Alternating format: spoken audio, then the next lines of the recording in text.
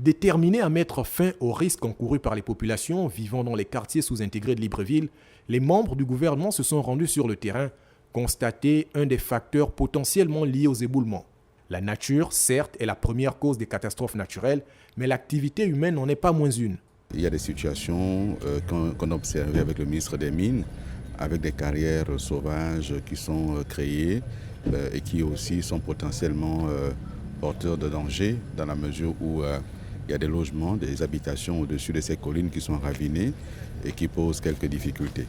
Présent sur le terrain, le ministre des Mines, censé délivrer les permis d'exploitation en collaboration avec la municipalité, entend faire la lumière sur toutes ces activités à haut risque. Il a invité donc les ministres de l'Habitat, celui des Travaux publics et moi-même à l'accompagner dans cette mission donc, qui consistait à identifier un certain nombre de sites en exploitation illégale, donc de carrières, des talus qui sont dévastés par des opérateurs non identifiés à ce jour et pour lesquels nous allons mener donc, au ministère des Mines une action forte pour les identifier et pour les amener à régulariser et à rétablir les travaux qui ont été menés de manière anarchique et qui créent derrière des situations telles que celles que nous avons derrière nous, avec